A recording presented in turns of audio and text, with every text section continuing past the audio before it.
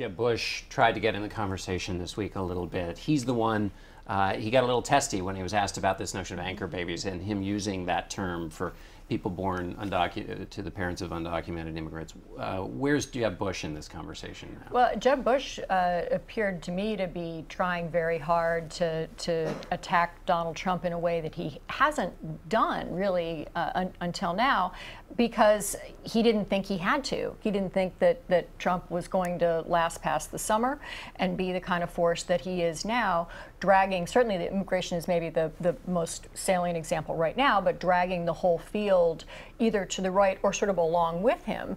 And Jeb Bush appeared to think that that was demagoguery and he didn't want to have to engage in it. But you saw him do it this week, which suggests that he's a good bit more worried, as his poll numbers would suggest that he should be, about the Trump factor. What's your sense of how? Go ahead, jump in. Well, he did it this week, but he did it without rejecting the use of the term anchor babies. And let me just say that a week in which the Republican Party is talking about anchor babies and what to do about them and talking about repealing birthright citizenship is not long-term a good week for the Republican Party. And one other really quick point. I think that there's a really, it's dangerous for the Republican Party, but there's a very interesting opening for Trump's would-be competitors on the right with this argument about the good people, because now it seems like we're going to have this, it's a nice door, but it's a kind of Trump revolving door where you spend an enormous amount of money to get the good people, to get everybody out and break up families. Then you get the good people back in, which is internally inconsistent with his argument that we need everybody out because they're taking wages and jobs away from the good people already here who are American citizens. So it makes no totally sense. Unworkable, right?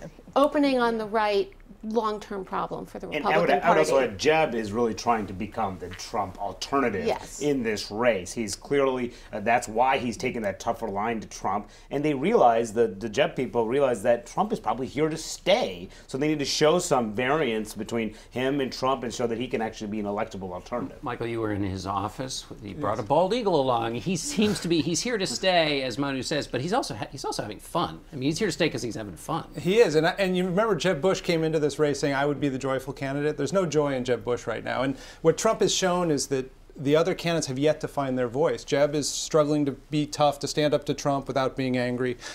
Scott Walker, you saw over the last week, really struggling to come up with any answer on immigration that had details in it, that made sense. He's running as the bold, courageous conservative who took on the unions, but he can't answer basic questions on the trail, so it's hurting his message. I think you can say a lot of things about Trump, and many of them are true, but you can't say that he doesn't know who he is and what his act is. And so when he goes on TV, when he gives, you know, an off-the-cuff hour-long speech before 20,000 people, he knows exactly who he is, and voters pick up on that. And he's not going any place while his ratings are as good as they are. He's all about the ratings, and they're terrific. So like a lot of people, and I'm here to say I was wrong, I thought Donald Trump was going to self-destruct. He is not going to self-destruct. Somebody like Jeb Bush or somebody is going to have to help destroy him. But the interesting piece that shows that he is in fact destroyable was in, I think it was a CNN poll.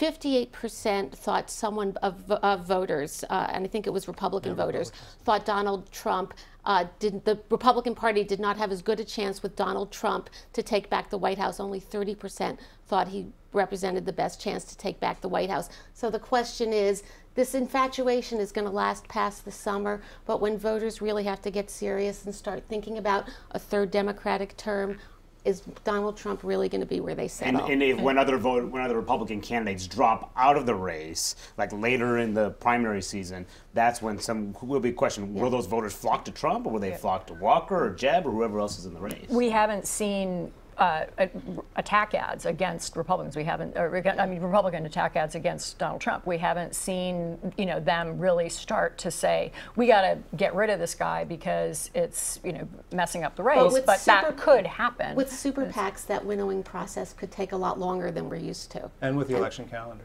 I would just say that if you look at the last month and a half, Trump, we're in an age of free media right now. No one's spending a lot of money on TV, and Trump dominates. I mean, he's just on TV all day, every day. You can't miss him. And the other candidates have been pushed aside, and that will change. I mean, Jeb has $100 million to start, to spend on TV, in these early states.